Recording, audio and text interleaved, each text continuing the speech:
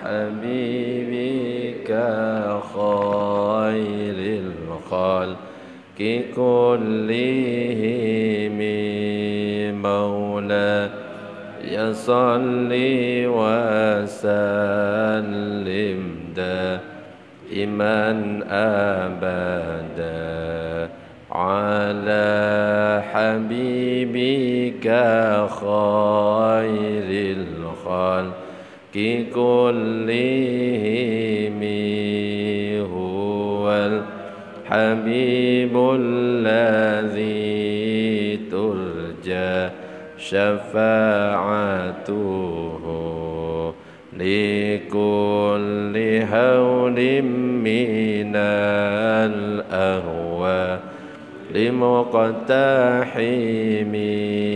مولاي صل وسلم دائما أبدا على حبيبك خير الخلق كلهم يا ربي بالمصطفى بلغ مقاصدنا واغفر لنا ما مضى يا واسع الكرم. Assalamualaikum warahmatullahi wabarakatuh. Bismillah walhamdulillah wassalatu wassalamu ala rasulillah sayyidina Muhammad ibn Abdillah wa ala alihi wa sahbihi wa man walah la hawla wa la quwata illa billah ma ba'du. Nawayna ta'alluma wa ta'lim wa tadhakkur wa tadhkir wa naf'a wal intifa' wal ifadata wal istifadah wal hath ala tamassuki bi kitabillahi wa sunnati rasulihi wa du'a ila al-huda wa dalalata ala al-khair wa batigha' wajhillah mardatihi wa qurbihi wa thawabihi subhanahu wa ta'ala ila hadratin nabiyil mustafa Muhammadin sallallahu alaihi wasallam. Al-Fatihah. A'udzu billahi minasyaitonir rajim. Bismillahirrahmanirrahim. Alhamdulillahi rabbil alamin arrahmanir rahim maliki yaumiddin. Iyyaka na'budu wa iyyaka nasta'in. Ihdinas siratal mustaqim. Siratal ladzina an'amta 'alaihim ghairil maghdubi 'alaihim waladdallin. Amin. Para jamaah, Bapak Ibu yang dirahmati Allah, alhamdulillah pada kesempatan malam ini kita masih diberikan kesehatan oleh Allah, masih diberikan kesempatan untuk bisa melaksanakan salah satu kewajiban kita, yaitu sholat maghrib. Dan kita bersyukur karena kita bisa melaksanakan sholat maghrib dengan berjamaah. Mudah-mudahan kita senantiasa diberikan keistiqomahan oleh Allah. Amin ya rabbal alamin. Sekarang kita sudah berada di akhir-akhir bulan Syawal. Dan insyaallah sebentar lagi masuk bulan Dzulqa'dah, kemudian masuk bulan Dzulhijjah. Di mana di bulan Dzulhijjah itu ada hari raya Idul Adha. Kalau di bulan Syawal ada hari raya Idul Fitri, di bulan Dzulhijjah itu ada hari raya Idul Adha yang jatuh pada tanggal 10 Dzulhijjah. Dan juga di hari raya Idul Adha di 10 Dzulhijjah plus hari tasyriknya, yaitu tanggal 11, 12, 13, itu ada anjuran pada kita umat baginda Nabi Muhammad sallallahu alaihi wasallam untuk melaksanakan ibadah kurban. Oleh karena itu, ya mungkin sudah kita bahas setahun yang lalu, tapi alangkah baiknya bagi kita sebelum kita masuk ke bulan Dzulhijjah dan melaksanakan ibadah kurban untuk sedikit mengulang, mereview tentang ilmu masalah ibadah kurban, supaya nanti apa yang kita laksanakan berjalan lancar sesuai dengan tuntunan syariat dan tidak sampai membuat kurban yang kita lakukan itu menjadi tidak sah. Allahumma shalli ala sayyidina Muhammad. Kalau kita berbicara tentang kurban, maka ternyata umat-umat terdahulu itu juga disyariatkan untuk berkurban. Bahkan kalau kita berbicara sejarah tentang kurban, sejarah pertama kali itu terjadi di masanya siapa, Pak? Nabi Adam. Jadi kurban itu pertama kali terjadi di masanya Nabi Adam. Pada waktu itu Nabi Adam dan Siti Hawa itu dikaruniai dua pasangan kembar. Pasangan pertama yaitu Qabil dan Iklimah. Qabil orangnya ganteng, Iklimah orangnya cantik. Pasangan kembar yang kedua adalah Habil dan Labuda. Habil tidak begitu ganteng, sedangkan Labuda tidak begitu cantik. Turun perintah dari Allah kepada Nabi Adam untuk mengawinkan mereka secara silang. Jadi kalau dulu syariatnya boleh saudara, tapi kalau sekarang sudah beda syariatnya. Ya, kalau syariat Nabi Muhammad nggak bisa saudara itu kawin dengan saudara. Tapi kalau di syariatnya Nabi Adam masih boleh. Kenapa? Karena orang-orang pada waktu itu jumlahnya masih terbatas. Ya masih itu-itu saja. Makanya masih disyariatkan dengan silang. Yang pada akhirnya diputuskan Qabil yang ganteng diperintahkan untuk menikah dengan Labuda yang tidak begitu cantik. Sedangkan Habil yang tidak begitu ganteng diperintahkan untuk menikah dengan Iklimah yang cantik. Ya tentunya protes enggak kira-kira Qabil? Protes ternyata. Karena Qabil merasa dirinya ganteng, merasa dia adalah kakaknya dari Iklimah, merasa dia lebih pantas dan berhak untuk menikah dengan Iklimah yang cantik. Ya ketika ada salah satu anaknya protes, ya Nabi Adam bingung, namanya orang tua. Kalau Habil nggak ada protes sama sekali, wong dia dapat yang cantik. Hingga pada akhirnya dapat petunjuk dari Allah, karena Nabi Adam dan Siti Hawa itu bingung pada waktu itu. Kalau sekarang istilahnya galau. Nah bingung, akhirnya dapat petunjuk. Coba kamu perintahkan dua putramu, Qabil dan Habil, kata Allah, untuk berkorban. Yang korbannya diterima, itu yang berhak menikah dengan Iklimah. Maka keduanya berkorban sesuai dengan bidangnya masing-masing. Yang Qabil dia itu adalah petani, maka menyiapkan hasil pertaniannya, buah-buahan, tanaman, pohon, dedaunan, rumput. Tapi sayangnya yang disiapkan oleh Qabil itu hasil pertanian yang jelek. Buahnya ya busuk, rumputnya ya kering, dan lain sebagainya. Berbeda dengan Habil. Habil adalah seorang peternak, menyiapkan hasil ternaknya yang paling istimewa. Menyiapkan kambing gibas jantan warna putih bertanduk dan gagah. Singkat cerita dipersembahkan kepada Allah, dan yang diterima adalah korbannya siapa? Korbannya Habil. Dan korbannya Habil itu yang kemudian diperintahkan oleh Allah kepada malaikat Jibril untuk menyimpan. Simpan itu, kata Allah. Sama malaikat Jibril disimpan korban itu. Yang pada akhirnya nanti korbannya Habil ini adalah yang menjadi gantinya Nabi Ismail. Dan ini disebutkan dalam tafsir Ibnu Katsir. Wa huwal kabsyul ladzi qarrabahu banu Adam fatuqbila minhu. Itu adalah domba yang dikorbankan Habil putra Adam. Jadi Nabi Ismail ketika mau disembelih itu diganti dengan kambing gibas jantan warna putih bertanduk. Itu ternyata kambing gibasnya siapa? Habil. Diambil, yang disimpan digantikan kepada Nabi Ismail. Di mana ceritanya juga beda kalau Nabi Ismail itu. Nabi Ibrahim ini sudah usia lanjut tapi belum punya anak. Dan Nabi Ibrahim ini punya kebiasaan sedekah besar-besaran. Punya unta ratusan langsung disembelih, sedekahkan fakir miskin. Punya sapi, kambing disembelih, sedekahkan fakir miskin. Sampai-sampai ada salah satu umatnya nanya, "Hai Ibrahim, apakah kamu tidak rugi melakukan seperti itu? Kok dikit-dikit sedekah, dikit-dikit sedekah?" Kata Nabi Ibrahim, "Saya nggak pernah merasa rugi. Bahkan kalau seandainya saya punya anak, terus diminta untuk dikorbankan, saya korbankan anakku." Kebetulan pada waktu itu belum punya anak. Nah itu yang akhirnya dicatat oleh Allah. Awas kamu tak catat, stabilo sama Allah. Akhirnya apa? Ketika menikah dengan siapa namanya? Ibunya Nabi Ismail, Siti Hajar, maka ternyata dikaruniai seorang putra yang bernama Nabi Ismail.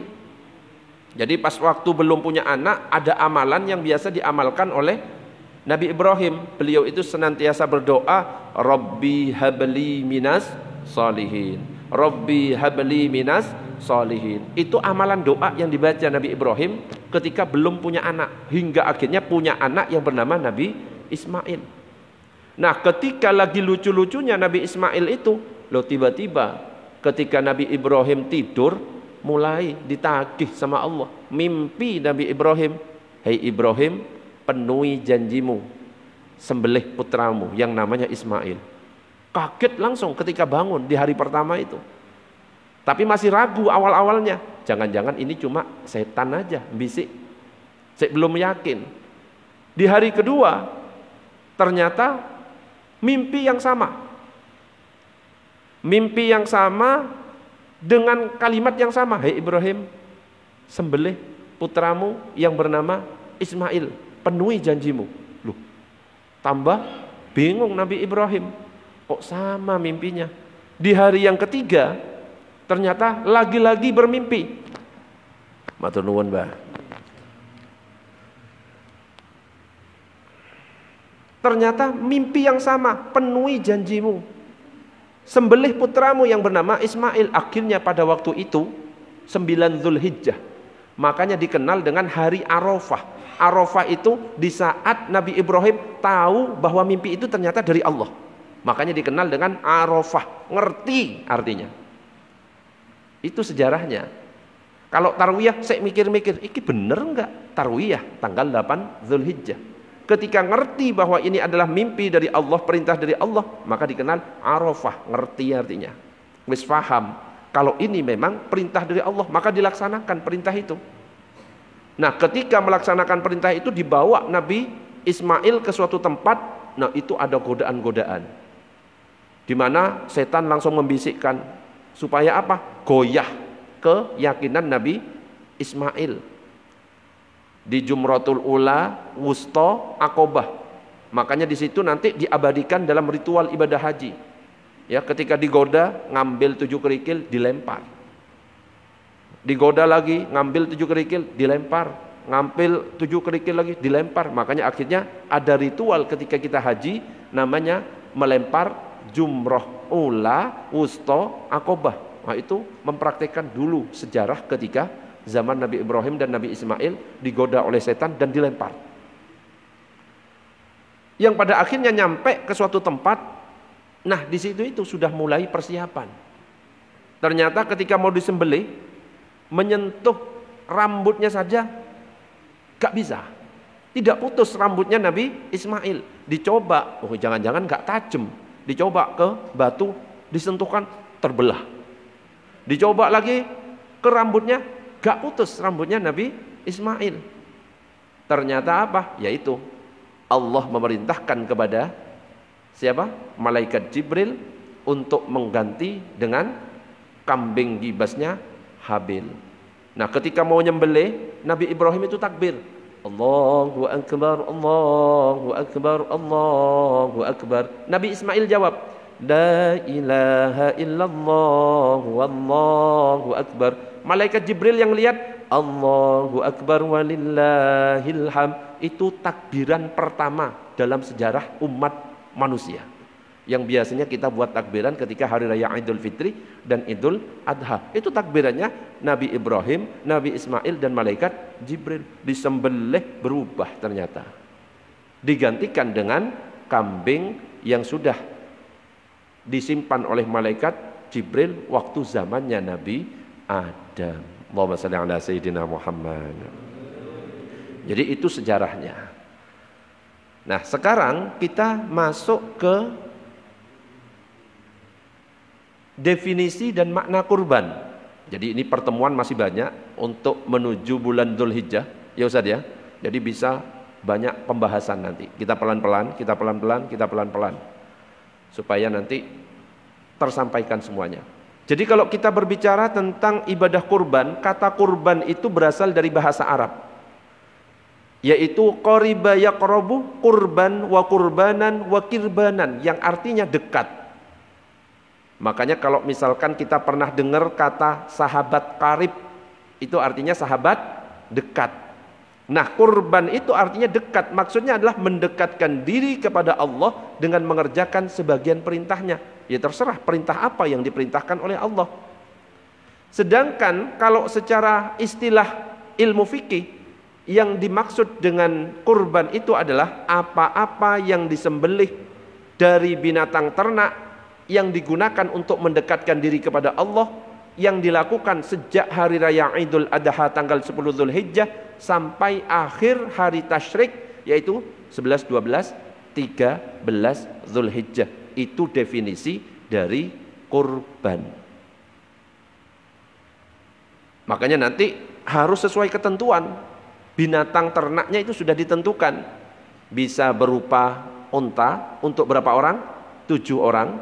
Bisa berupa sapi untuk berapa orang? 7 orang. Bisa berupa kambing untuk 1 orang. Ya nggak usah kita aneh-aneh terus ngambil yang lain. Ustadz, saya kurban kuda, boleh banda? Nggak boleh. Ustadz, jerapah, nggak bisa. Ustadz, kurban perasaan, ya apalagi perasaan, itu tambah nggak boleh. Jadi harus sesuai dengan yang ditentukan.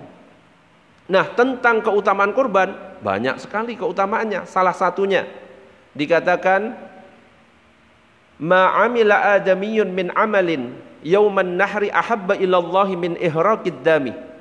Tidak ada suatu amalan yang dikerjakan anak Adam atau manusia pada hari raya Idul Adha yang lebih dicintai oleh Allah dari menyembelih hewan. Karena dikatakan bahwa nanti hewan kurban yang kita kurbankan itu nanti akan datang hari kiamat. Bahkan dalam hadis yang lain dikatakan itu menjadi kendaraan. Kalau diartikan tekstual ya jadi kendaraan. Tapi kalau misalkan dimaknai ya bisa pahalanya yang datang untuk membantu kita, menyelamatkan kita di hari kiamat nanti. Makanya usahakan bagi kita kalau memang mampu, ayo kita berkurban. Nah, tentang hukum kurban sekarang. Jadi hukum kurban dalam 4 mazhab. Yang pertama adalah dalam mazhab Syafi'i. Dikatakan wal udhiyatu sunnatun muakkadatun, hukumnya adalah sunnah muakkadah. Yang kedua adalah dalam mazhab Hanafi, al udhiyatu wajibatun ala kulli hurrin muslimin muqimin musirin fi yaumil adha an nafsihi wa an waladihi istighar. Hukumnya wajib kalau menurut mazhab Hanafi. Kalau menurut mazhab Maliki dikatakan al-udhiyatu sunnatun wajibatun, bahwa kurban itu hukumnya adalah sunnah yang kokoh. Kalau mazhab Hambali mengatakan wal udhiyatu sunnatun muakkadatun li muslimin, hukumnya adalah sunnah muakkadah bagi umat Islam. Jadi 3 mazhab, mazhab Syafi'i, Maliki, mazhab Hambali mengatakan sunnah muakkadah. 1 mazhab yaitu mazhab Hanafi mengatakan hukumnya wajib. Nah, kita mazhab Syafi'i, berarti hukumnya sunnah muakkadah. Nah, sunnah muakkadah dalam mazhab Syafi'i ada 2. Ada sunnah ain, ada sunnah kifayah. Kalau orang yang berkurban itu tidak punya keluarga, dia sendirian, masih jomblo, single, maka itu namanya sunnah ain karena dilakukan sendirian. Tapi kalau misalkan ada sebuah keluarga, ada suami, ada istri, ada anak misalkan. Terus suaminya berkurban, tetap aturannya kalau dalam mazhab Syafi'i 1 kambing itu hanya untuk 1 orang. Gak boleh langsung diatasnamakan ini kambing kurban ini atas nama keluarga fulan. Gak bisa, berarti langsung 4. Tidak bisa. Tetap hanya 1 kambing untuk 1 orang. Diatasnamakan si suami. Maka karena si suami ini punya keluarga, maka namanya sunnah kifayah. Tuntutan untuk berkorban dari istri dan anak-anaknya sudah gugur karena sudah dilakukan oleh suaminya. Tapi pahala kurban hanya didapat oleh suaminya. Tetapi kalau suaminya ketika berkorban dia itu menghadiahkan pahala untuk istri dan anak-anaknya, maka anak dan istrinya mendapatkan hadiah kurban. Dan ini yang dicontohkan oleh Rasulullah. Ini kurbanku dan keluargaku dan untuk umatku. Faham? Itu ada hadis Nabi. Ini kurbanku dan untuk keluargaku dan untuk umatku. Yang berkurban jelas siapa? Nabi. Tetapi untuk keluargaku bukan berarti keluarganya berkorban semuanya. Untuk umatku bukan berarti bahwa umatnya sudah berkorban. Karena kita umatnya terus merasa saya sudah pernah kok kurban, dikurbankan Nabi. Enggak. Itu yang dimaksud oleh para ulama, hadiah pahalanya dibagikan kepada umatnya. Jadi Nabi berkorban atas dirinya, hadiah pahalanya dihadiahkan kepada keluarganya, hadiah pahalanya juga dihadiahkan kepada umatnya. Makanya kalau kita mau berkorban, boleh tulis saja namanya. Misalnya Furqon, tulis satu kambing untuk satu nama. Tapi si Furqon ini ketika penyembelihan langsung niatkan dalam hatinya, saya hadiahkan pahala kurban ini untuk istri saya, untuk anak-anak saya, dapat semuanya. Bisa difahami sampai di sini? Termasuk kalau misalkan patungan sapi. Sapi kan ada 7, tetap nulisnya tetap 1. Tapi ketika sudah disembelih sapinya itu, maka langsung niatkan hadiah kurban sapi saya ini, pahalanya juga saya hadiahkan untuk keluarga saya. Dapat semuanya, pahala. Itu kalau dalam mazhab kita, mazhab Syafi'i. Allahumma salli ala sayyidina Muhammad. Oke, sampai di sini. Sebelum dilanjutkan ke tema berikutnya, ada pertanyaan? Monggo kalau ada pertanyaan. Oke, monggo silakan. Waalaikumsalam warahmatullahi wabarakatuh.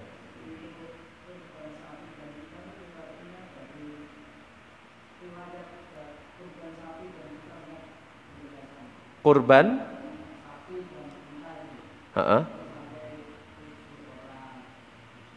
Oh, iya ya. Riwayatnya dari mana gitu ya?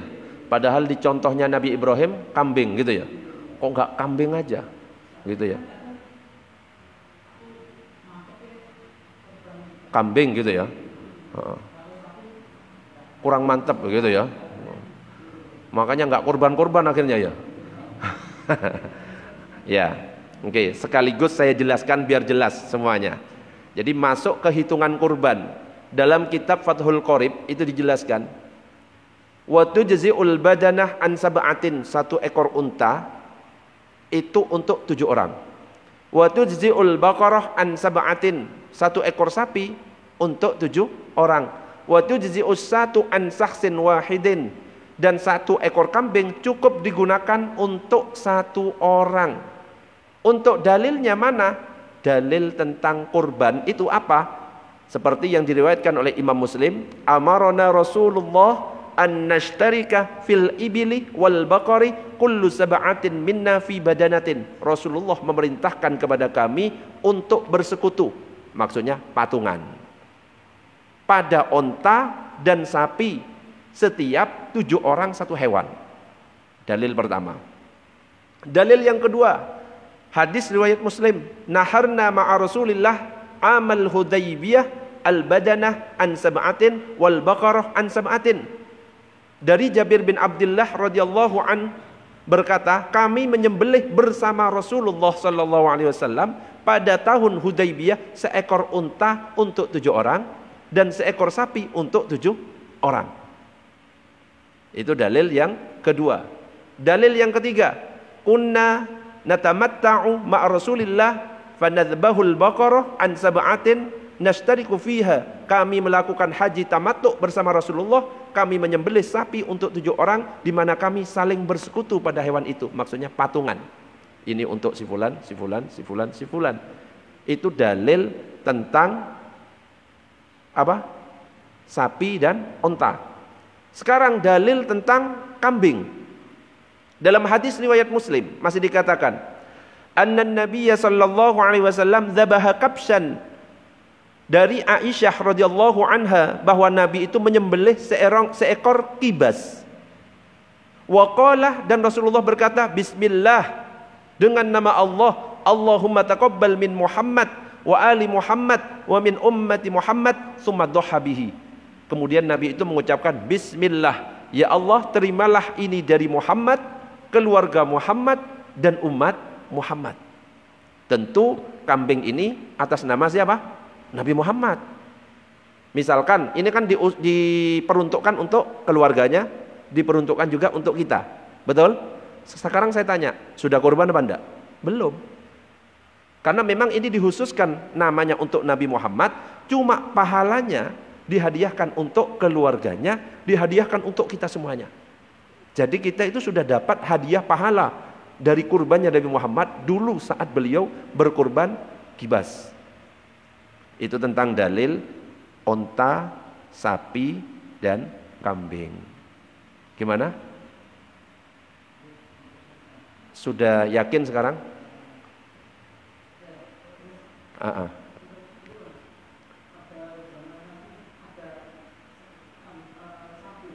Apakah di zaman Nabi ada sapi? Ya ada. Kan dikatakan tadi. Ada. Ya kita kan gak hidup di zaman Nabi, jadi gak bisa melihat langsung, cukup melihat hadisnya. Hadisnya apa? Yang tadi saya sampaikan dari Jabir bin Abdullah, kami menyembelih bersama Rasulullah. Naharna ma'a Rasulillah. Kami menyembelih bersama Rasulullah. Berarti di zaman Nabi, betul. Amal Hudzaibiyah al-badanah, yaitu di tahun Hudzaibiyah seekor unta. An sab'atin 7. Wal baqarah an sab'atin, dan juga seekor sapi untuk 7. Berarti ada enggak? Enggak perlu kita kembali pakai mesin waktu ngelihat di zaman itu. Yang penting ada hadisnya menceritakan antara sapi dan unta. Oh berarti ada, selesai. Bisa dipahami? Ya. Sapi apa? Ya enggak ngerti sapi apa, ya. Unta apa? Ya enggak ngerti juga. Pokoknya unta dan sapi. Makanya para ulama akhirnya memberikan kesimpulan di awal yang saya baca itu. Unta untuk 7, sapi untuk 7, kambing Nabi nggak pernah mengatakan digunakan untuk 7, tapi 1 dengan hadiah pahala untuk keluarga dan siapa? Umatnya. Allahumma shalli ala sayyidina Muhammad. Ada pertanyaan lagi? Monggo, boleh.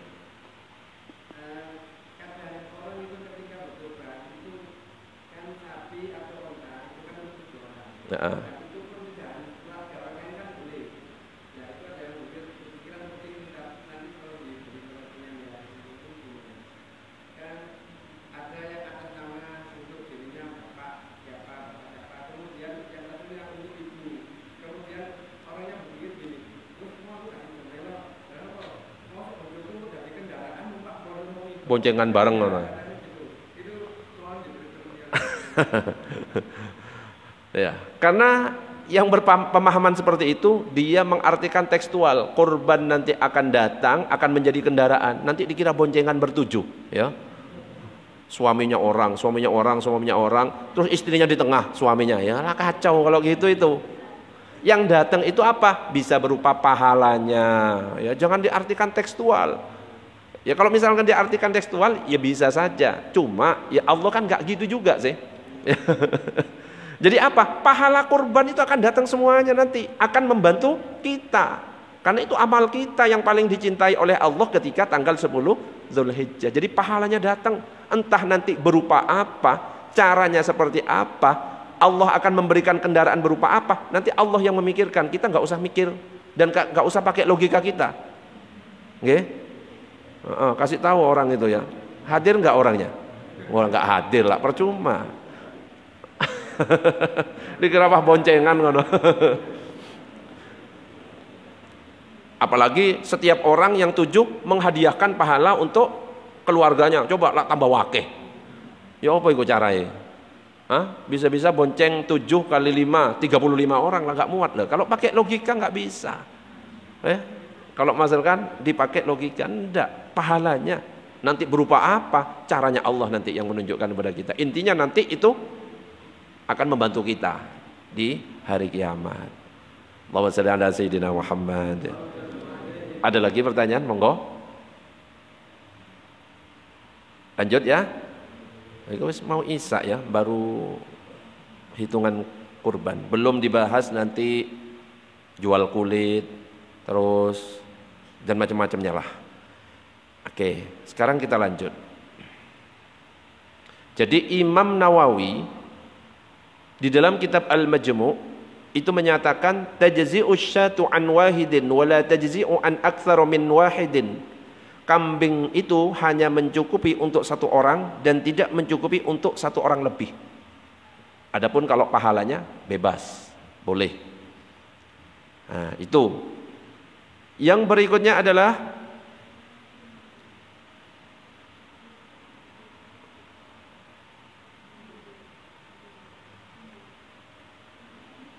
bagaimana kalau misalkan ada tiba-tiba jamaah yang bawa kambing terus bilang ini atas nama keluarga fulan. Loh, harus namanya satu. Lendak pokoknya kasih nama keluarga fulan. Gimana kira-kira? Loh, namanya orang kan kadang-kadang ya gak bisa diatur. Apalagi kalau dia ikut kajian di YouTube, betul? Karena kalau kajian di YouTube bisa satu kambing langsung atas nama keluarga, betul apa enggak? Ya betul. Lah tiba-tiba dia datang ke Masjid Baitul Mukmin, terus ini atas nama keluarga fulan. Gimana kira-kira? Takmir gimana? Diterima atau disembelih atau dieyel? Loh, kurban kambing itu untuk satu orang, enggak jadi kurban kalau dieyel. Nggih. Kita itu enggak usah terlalu kaku. Ya, harus ya wis lah nerima. Kita husnudzon, oh mungkin dia pakai pendapat mazhab yang lain. Karena memang ada yang mengatakan bahwa satu kambing bisa untuk nama satu keluarga. Tapi itu adalah pendapatnya Imam Malik, ya. Jadi pendapat dari mazhab Maliki mengatakan berkurban satu ekor kambing atas nama satu keluarga itu diperbolehkan dengan syarat satu, dia tinggal bersama. Dua, memiliki hubungan kekerabatan. Tiga, memiliki satu keluarga serta pemberi nafkah yang sama. Baru itu boleh. Jadi kalau tiba-tiba ada jamaah bawa kambing terus atas nama keluarga, terima aja. Tulis aja, sakarepmu ya, keluarga fulan. Masalah diterima urusan nanti, yang penting sembelih. Bisa dipahami? Jadi jangan terlalu kaku. Tapi kalau kita yang mengamalkan, ya sudah amalkan sesuai dengan aturan dalam mazhab Syafi'i, satu kambing untuk satu orang. Adapun nanti untuk keluarga kita, saya hadiahkan pahalanya untuk istri, untuk anak, untuk kakek, untuk nenek, untuk tetangga saya, untuk warga negara Indonesia. Oke, kurbannya satu untuk warga Indonesia. Itu baru boleh. Allahumma shalli ala sayyidina Muhammad. Terakhir, pertanyaannya, lebih afdol mana kurban kambing dengan sapi kolektif? Kurban satu kambing dengan sapi patungan. Faham maksudnya? Kalau sapi itu kan 7 orang. Kalau misalkan diganti kambing kan 7 kambing. Pertanyaannya, lebih afdol mana kurban kambing dengan sapi kolektif atau patungan? Ayo. Nanti tak jawab ini nggak ono sing korban tiba-tiba ini. Jadi ternyata tak jawab. Jadi disebutkan oleh Syekh Ibnu Hajar Al-Haytami dalam kitab Al-Minhajul Qawim, wa afdaluha badanatun summa baqaratun summa dha'inatun summa anzun summa syirkun min badanatin summa min baqaratin li'anna kullan mimma dzukira atyabu mimma ba'dahu ay min sya'nihi dzalik. Kurban yang paling utama urutannya adalah satu orang kurban satu onta. Ya jelas. Urutan yang kedua, satu orang kurban satu sapi. Jelas urutan kedua. Urutan yang ketiga, satu orang kurban domba. Urutan yang keempat, satu orang kurban kambing kacang. Urutan kelima, satu orang kurban unta patungan. Urutan keenam, satu orang kurban sapi patungan. Ternyata lebih afdol mana? Sapi. Akhirnya ini yang ngaji, wah guys nggak patungan sapi, ojo ya. Ini kalau kita lihat dalam kitab, ternyata urutannya adalah lebih tinggi sapi. Kenapa? Dilihat dari semakin banyak mengalirkan darah. Karena namanya kurban itu adalah mengalirkan darah. Kalau sapi mengalirkan darahnya berapa kali? Berapa? Nyembelihnya berapa kali? Sapi. Ya sekali, jelas. Tapi kalau kambing kan 7. Nyembelihnya berapa? 1, 2, 3, 4, 5, 6, 7. Karena kurban itu yang mengalirkan darah itu. Makanya akhirnya ulama mengatakan bahwa urutan keafdolannya adalah unta, sapi, kambing domba, kambing kacang, kurban unta kolektif, kemudian yang terakhir kurban sapi kolektif. Tolak ukurnya adalah dititik beratkan kepada sisi kuantitas daging. Katanya para ulama, dagingnya lebih banyak kambing yang 7. Meskipun kalau misalkan diukur dengan sapi lemosin, ya bisa saja lebih banyak. Tapi itu tidak terpengaruh. Tetap yang afdol adalah kambing daripada sapi patungan. Wah, ini bisa-bisa gembosi masjid ini. Cancel ya kayak. Loh kok?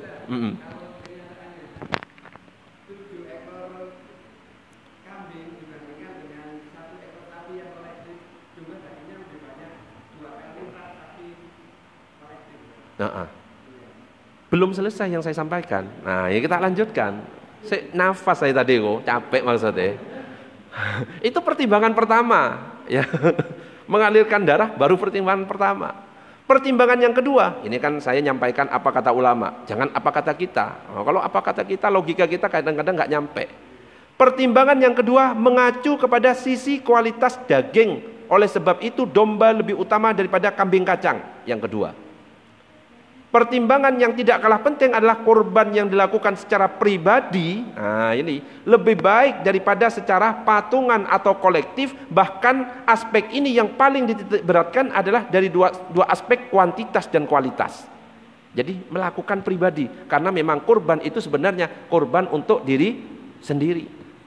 Oleh sebab itu, ini kesimpulan dari ulama, berkurban dengan 1 ekor kambing secara pribadi itu lebih baik daripada kurban unta atau sapi secara kolektif, meskipun secara kuantitas dagingnya masih di bawah unta dan sapi. Loh, wis dijawab. Ya. Wis gak usah ngaji ayo, nanti malah gak ono sing korban sapi iki. Harusnya gak usah disampaikan. Tapi kan banyak gak ngaji kan ya. Paling yang korban kambing cuma ini aja ya. Itu pun kalau kambing. Oh iya. Lah iki masalahnya kitab iki loh. Tak baca, ya gitu jawabannya. Ya sudah tak baca apa adanya. Loh kalau saya nyembunyikan karena membela takmir, sing utama adalah sapi. Loh iya, saya enggak dikirimi sapi kok. Allahumma shalli ala sayyidina Muhammad. Wes, kok belum adzan ya? Oh, 1 menit ya wes. Ya wes. Terakhir, paling akhir. Kok ternyata sekarang ada orang pengen kurban unta tidak mampu. Ada orang pengen kurban sapi, ya nggak mampu. Ada orang pengen kurban kambing juga nggak mampu. Maka salah satu solusinya adalah pakai pendapatnya Ibnu Abbas. Di mana Ibnu Abbas itu mengatakan, "Ani bin Abbasin annahu yakfi fil udhiyati iraqatud dami walau min dajajatin wa auzin kama qalahul Maidani." Dalam kitab Bughyatul Mustarsyidin. Jadi Ibnu Abbas mengatakan sesungguhnya dalam berkorban cukup dengan mengalirkan darah meskipun dari ayam jago atau angsa. Jadi boleh bagi yang tidak mampu, fakir atau miskin, pas hari raya Idul Adha atau hari tasyrik, kurbannya dengan angsa ataupun ayam jago. Tapi jangan di masjid. Oh, angsa sama ayam jago dititip di masjid. Kurban di rumahnya, niatkan, ya Allah, saya nggak mampu untuk kurban sapi, nggak mampu untuk unta, nggak mampu untuk kambing. Saya alirkan darah ini, yang saya mampu ayam jago sama angsa. Bismillah, Allahu Akbar, dapat pahala. Ya, meskipun ada pendapat seperti ini, itu khusus dilakukan sendiri-sendiri di rumah, nggak usah ditulis kolektif ayam jago. Wah, yang kurban sapi didata, kambing didata, ayam jago, angsa, nggak usah ya. Terus yang terakhir, korban perasaan, nggak mampu semuanya, nggak, tambah repot. Wallahu a'lam bissawab. Kita tutup dengan doa kafaratul majlis. Subhanakallahumma wa bihamdika asyhadu an la ilaha illa anta astaghfiruka wa atubu ilaik. Assalamualaikum warahmatullahi wabarakatuh.